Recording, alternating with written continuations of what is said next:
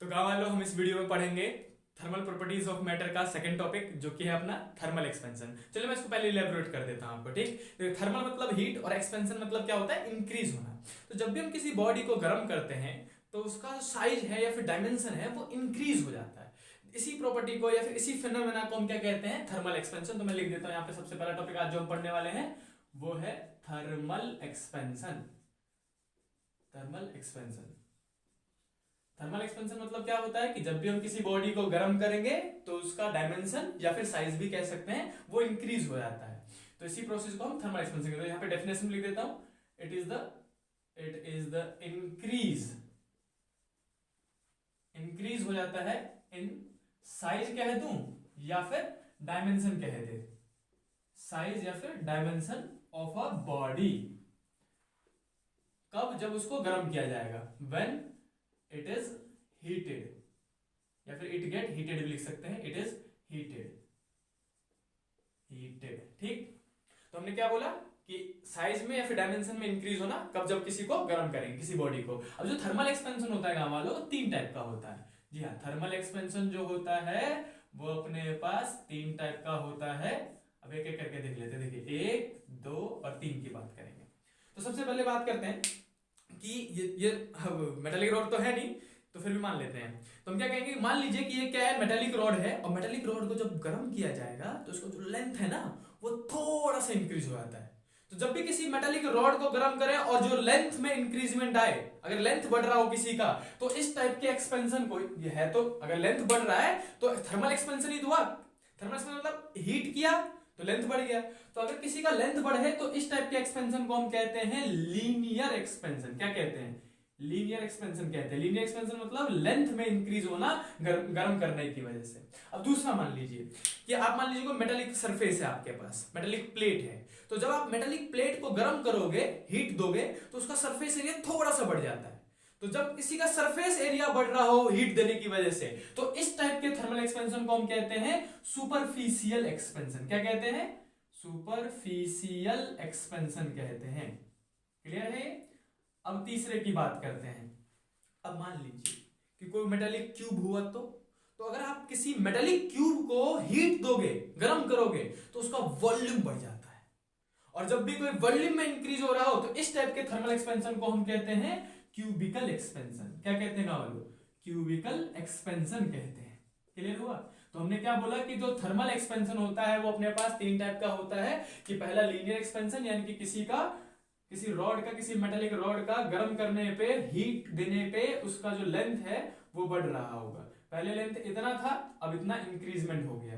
फिर से किसी का एरिया बढ़ रहा हो, जैसे पहले एरिया इतना था और आपने इसको गर्म किया, हीट करने की वजह से इसका एरिया बढ़ रहा हो, तो सुपरफिशियल एक्सपेंशन कहेंगे। और किसी क्यूब का, इनिशियली मान लीजिए कोई क्यूब था और उसको गर्म करने पे अगर इसका वॉल्यूम बढ़ रहा हो तो वॉल्यूम बढ़ा देंगे। ऐसे करके थोड़ा सा ही वॉल्यूम बढ़ता है, इतना ज्यादा वॉल्यूम नहीं बढ़ता है। ऐसे करके यहीं पे दिखा देता हूं, ऐसे करके। ठीक है, तो हमने तीन नाम दे दिया, राइट। तो लीनियर एक्सपेंशन मतलब लेंथ में इंक्रीज होना, सुपरफिशियल एक्सपेंशन मतलब एरिया में इंक्रीज होना, और क्यूबिकल एक्सपेंशन मतलब वॉल्यूम में इंक्रीज होना। कब? जब किसी इसको गर्म किया जाए।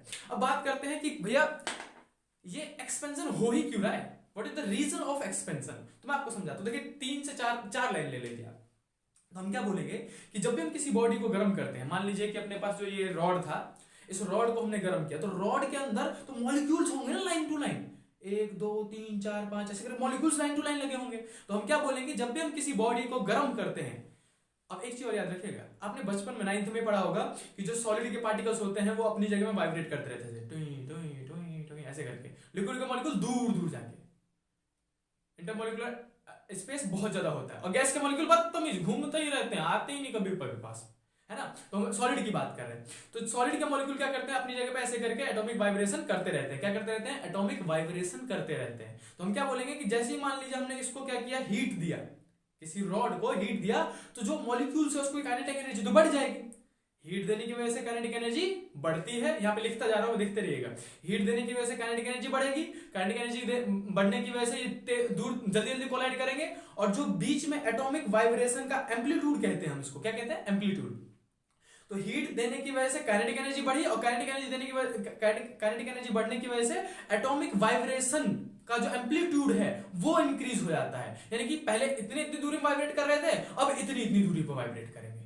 तो दो मॉलिक्यूल के बीच में एम्पलीट्यूड बढ़ गया ना, गैप बढ़ गया ना, तो हर एक दो मॉलिक्यूल के बीच में, हर एक दो एटम के बीच में गैप बढ़ जाएगा, जिसकी वजह से ओवरऑल लेंथ इंक्रीज होता है। हमने क्या बोला कि जब भी हम किसी बॉडी को हीट करते हैं तो उसकी वजह से उसका काइनेटिक एनर्जी बढ़ जाता है, किसका, एटम्स का।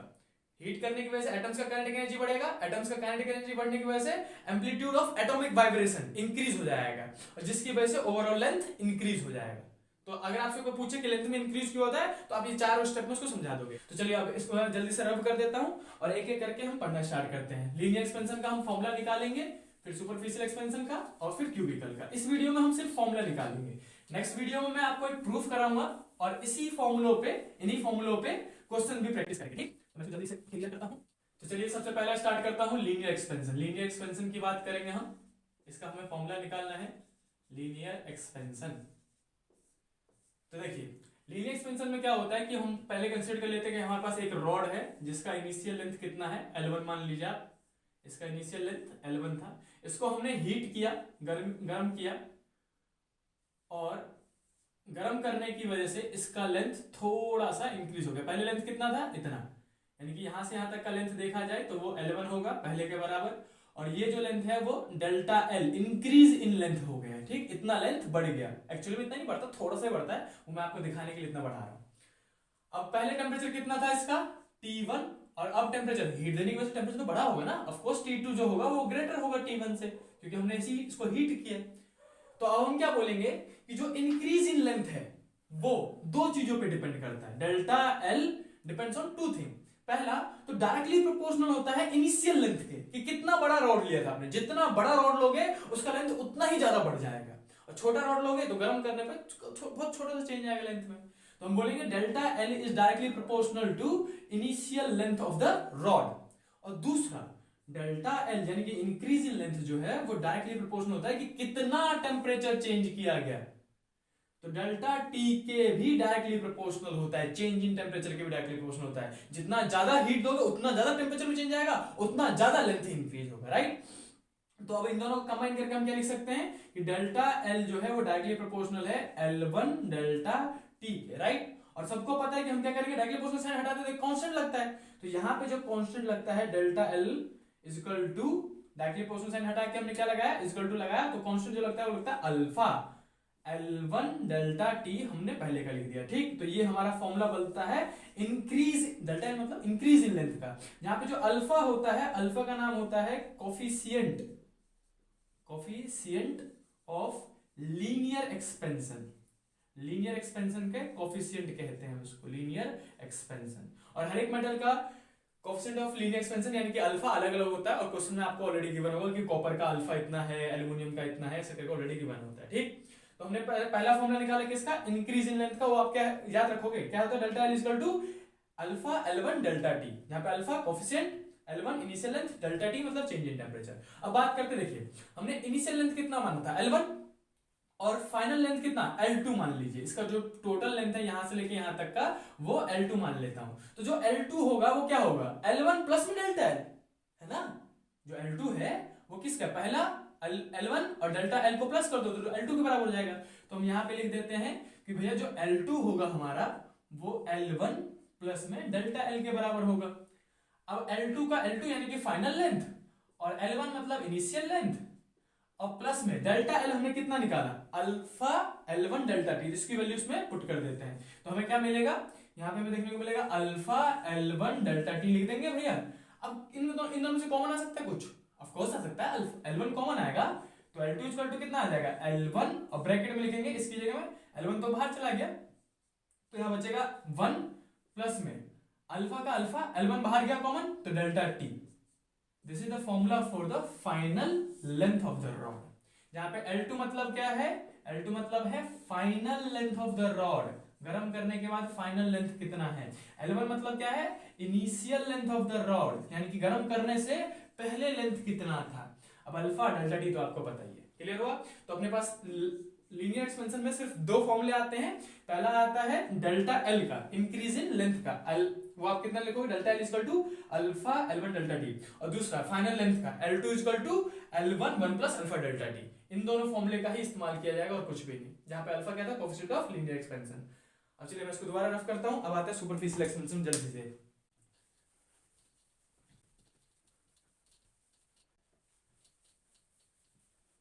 चलिए दूसरा स्टार्ट करते हैं, सुपरफिशियल एक्सपेंशन। ये भी बहुत आसान है, ये चैप्टर ही पूरा आसान माना जाता है। सुपरफिशियल एक्सपेंशन की बात करते हैं, सुपरफिशियल एक्सपेंशन इजीली समझ में आता है और बस क्वेश्चन प्रैक्टिस करना होता है थोड़ा बहुत, और वही सीधे सीधे फॉर्मूले पे क्वेश्चन आते हैं इस चैप्टर में से।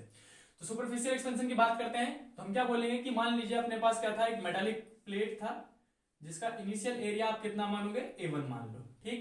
अब जैसे ही हमने इसको हीट किया, क्या किया, हीट किया, तो हीट करने की वजह से क्या होगा, इसका लेंथ मैं यहाँ पे नीचे को दिखाता हूँ, इसका हीट किया अगर हमने इसको, तो जो इसका लेंथ एरिया है, सॉरी इस बार हम क्या बोलेंगे, एरिया। तो पहले मैं इनिशियल वाला बना लेता हूँ कि इतना बड़ा वाला हमारा इनिशियल था जिसको हमने A1 माना था। अब इसका जो एरिया है वो थोड़ा सा बढ़ जाएगा और इसको हमने ऐसे करके दिखा दिया। फाइनल एरिया को हम क्या मानेंगे, A2। और ये जो इंक्रीज दिखा है साइड में, ये वाला पूरा पूरा जो इंक्रीज हो रहा है इसको हम क्या बोलेंगे, डेल्टा ए बोल देंगे, राइट। ये इंक्रीज डेल्टा ए है। अगेन तो हम फिर से डेल्टा ए को पकड़ेंगे। सबसे पहले हम क्या बोलेंगे कि जो डेल्टा ए है वो डायरेक्टली प्रोपोर्शनल है किसके, इनिशियल एरिया के। डेल्टा ए मतलब इंक्रीज इन एरिया, और जितना बड़ा मेटेलिक प्लेट लोगे आप उतना ही ज्यादा इंक्रीजमेंट देखने को मिलेगा हीट करने पे। तो हम बोलेंगे delta A is directly proportional to initial area A1। और दूसरा अगेन सेम है, delta A is directly proportional to change in temperature. जितना ज्यादा टेम्परेचर आप बढ़ाओगे, पहले का टेम्परेचर कितना मान लेता हूं T1, अब का टेम्परेचर T2, क्योंकि हमने हीट किया तो T2 बड़ा होगा। तो जितना ज्यादा इंक्रीजमेंट टेम्परेचर में आएगा उतना ही ज्यादा एरिया भी बढ़ता है। तो डेल्टा टी के यानी कि इंक्रीज इन टेम्परेचर के डायरेक्टली प्रोपोर्शनल होता है। तो अगेन फिर से आप जानते हैं, हम इसको समअप करेंगे, डेल्टा ए इसको डायरेक्टली प्रोपोर्शनल लिखेंगे A1 डेल्टा टी के, और इसको हटा के फिर से कांस्टेंट लगेगा। तो यहाँ पे लगता है delta A is equal to, एक जो कांस्टेंट लगेगा वो यहाँ पे लगता है बीटा A1 डेल्टा टी। वहां पे अल्फा लगा था और यहाँ पे लगता है बीटा। अब जो ये बीटा होता है, इस बीटा का नाम होता है कोफिशिएंट ऑफ सुपरफिशियल एक्सपेंशन। क्या कहते हैं हम इसको, सुपरफिशियल एक्सपेंशन पढ़ रहे हैं ना, तो उसका कोफिशिएंट बोलेंगे। तो coefficient of superficial expansion, coefficient of superficial expansion. तो हमारे पास डेल्टा ए का फॉर्मूला क्या निकला, बीटा A1 डेल्टा टी। अब अगेन दोबारा हम एक फाइनल एरिया का बात करेंगे, फाइनल एरिया निकालेंगे। तो जो फाइनल एरिया होगा A2 वो कितना होगा, पहले का एरिया प्लस में इंक्रीज इन एरिया जो होगा, उन दोनों को ऐड कर दो भैया फाइनल एरिया के बराबर हो जाएगा। तो A2 इक्वल टू लिखेंगे हम A1 प्लस में डेल्टा ए, यानी कि final area equal to initial area plus में इंक्रीज इन एरिया। तो A2 का A2 और A1 का A1 और प्लस में डेल्टा ए जो हमने निकाला वो पुट कर देंगे इसमें। तो डेल्टा ए की जगह हम लिखेंगे बीटा A1 डेल्टा टी। अब क्या कॉमन आएगा, सबको पता है गांव वाला, A1 कॉमन आएगा तो ले लेते हैं। तो A2 इक्वल टू आ जाएगा A1 कॉमन, और यहां से A1 गया बाहर तो यहाँ पे बचेगा 1, और प्लस में 1 बचने के बाद यहाँ पे A1 फिर से बाहर चला गया तो बीटा डेल्टा टी। यहाँ पे लिख देता हूं beta delta T. This is the formula of final area in case of superficial expansion. तो सुपरफिशियल एक्सपेंशन में फिर से दो फॉर्मूला आए, एक तो डेल्टा ए का आया, delta A equal to beta A1 delta T, और दूसरा आया फाइनल एरिया का, final area equal to initial area plus में 1 प्लस में बीटा डेल्टा टी। क्लियर है, यहाँ पे फिर से लिख देता हूं मैं जल्दी से। A2 इक्वल टू है अपने पास फाइनल एरिया, और दूसरा A1 इक्वल टू है अपने पास इनिशियल एरिया। बस ये फॉर्मूले याद रखने, डायरेक्ट फॉर्मूले बेस्ड क्वेश्चन आते हैं भाई साहब, और समझना भी कितना आसान है, बेसिक है। चलिए रफ करता हूं और पहुंचते हैं तीसरे पे जो कि अपने पास क्यूबिकल एक्सपेंशन। इसको मिटाया, क्यूबिकल एक्सपेंशन पे आए, जल्दी जल्दी मिटाओ। तो गाँव वालों अब हम बात करते हैं तीसरे की जो कि अपने पास क्यूबिकल एक्सपेंशन। क्यूबिकल एक्सपेंशन वैसे सबको पता है कि इसमें हम बॉडी को गर्म करेंगे तो जो उसका वॉल्यूम होगा वो इंक्रीज हो रहा होगा। हमने कोई मेटालिक ब्लॉक लिया होगा तो इनिशियल वॉल्यूम में फिर से जल्दी से डायग्राम बना लेते हैं अपन कि इनिशियल वॉल्यूम कितना मानोगे आप, V1 मान लोगे। V1 is the initial volume. अगर इसको गर्म किया जाए, हीट किया जाए, तो हीट करने की वजह से इसका वॉल्यूम थोड़ा सा तो बढ़ेगा ही बढ़ेगा। तो मैं पहले वाला नहीं बता रहा, मैं डायरेक्टली बड़ा वाला बना देता हूँ आपके लिए। अब तो समझ में आ ही जाएगा आराम से। तो ये हमारा फाइनल वॉल्यूम मान लेते हैं ऐसा करके। ये हमारा final volume V2, initial volume कितना V1 V2, ये इसका टेम्परेचर T1, इसका टेम्परेचर T2। ऑफ कोर्स हमने गर्म किया तो T2 बड़ा होगा, राइट। अब हम बात करते हैं कि इसमें छोटा सा क्यूब जो ये वाला था, ये वाला, इसी के ऊपर हमने ये वाला बनाया, राइट। तो अब हम क्या बोलेंगे कि जो इंक्रीज इन वॉल्यूम आया डेल्टा V मतलब increase in volume is directly proportional to, again वही वाली बात कि भैया जो इंक्रीज आएगा वो इनिशियल वॉल्यूम के बराबर, मतलब डायरेक्टली प्रोपोर्शनल होगा, कि जितना ज्यादा बड़ा वाला वॉल्यूम लोगे उतना ज्यादा एक्सपेंशन देखने को मिलेगा। कब? जब आप उसको हीट करोगे। और अगेन फिर से delta V is directly proportional to increase in temperature. फिर से हम वही करेंगे, delta V is equal to, so directly proportional to V1 और डेल्टा T लिख देंगे। तो डेल्टा V फिर से कांस्टेंट, ओहो, इक्वल टू लगाएंगे और यहां पे देखो पहले में अल्फा, दूसरे में बीटा और तीसरे में गामा आता है कांस्टेंट की जगह पे, और V1 delta T। This is the formula for increase in volume of a metallic cube when it is heated, when it get heated.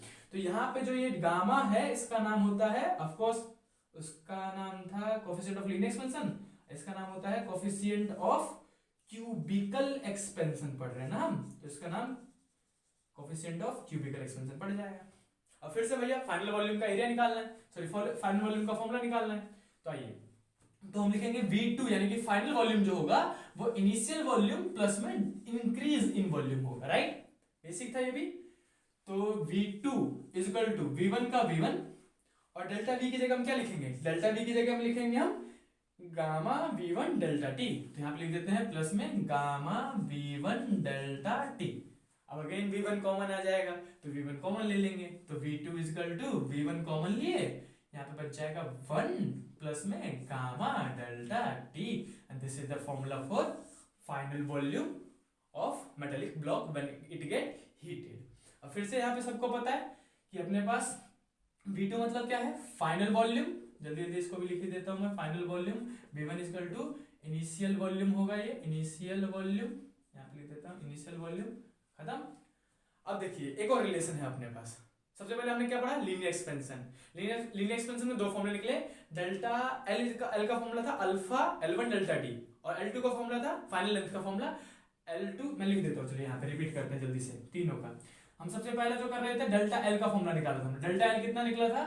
L1 alpha delta T कह दूं, और L2 का फॉर्मूला जो निकला था वो निकला था L1 1 plus alpha delta T, right? ये दो फॉर्मूले निकले थे अपने पास। अब दूसरा हमने किसका निकाला? सुपरफिशियल एक्सपेंशन का। तो जो सुपरफिशियल एक्सपेंशन का फॉर्मूला निकला delta A, increase in area, वो क्या था? A1 बीटा डेल्टा T लगाया था हमने यहाँ पे, और A2 फाइनल एरिया का जो फॉर्मूला था वो था इनिशियल एरिया 1 प्लस में बीटा डेल्टा T, राइट? अब तीसरा जो अभी हमने निकाला वो कितना निकाला है? हमने निकाला है इंक्रीज इन वॉल्यूम का फॉर्मूला। तो इंक्रीज इन वॉल्यूम का फॉर्मूला कितना निकलता है? Initial volume V1 gamma delta T, और V2 का फॉर्मूला फाइनल वॉल्यूम क्या होगा? उसका फॉर्मूला होता है V1 इनिशियल वॉल्यूम 1 प्लस में गामा डेल्टा T। तो ये हमारे पास फॉर्मूले निकले हुए थे, राइट? अब एक चीज और है, देखिए यहाँ पे क्या था? Coefficient of linear expansion alpha, दूसरा है coefficient of superficial expansion beta, और तीसरा है coefficient of cubicle expansion gamma. तो इन तीनों में भी एक रिलेशन है, और वो जो रिलेशन है मैं इसको थोड़ा सा मिटाता हूं। वो जो रिलेशन है वो है अपने पास अल्फा बीटा गामा में रिलेशन देखा जाएगा। तो अल्फा जो होता है वो बीटा का आधा होता है, बीटा बाय 2 के बराबर होता है, और अल्फा ही मैं कह सकता हूं, यहां पे लिख देता हूं, अल्फा ही गामा बाय 3 के बराबर होता है।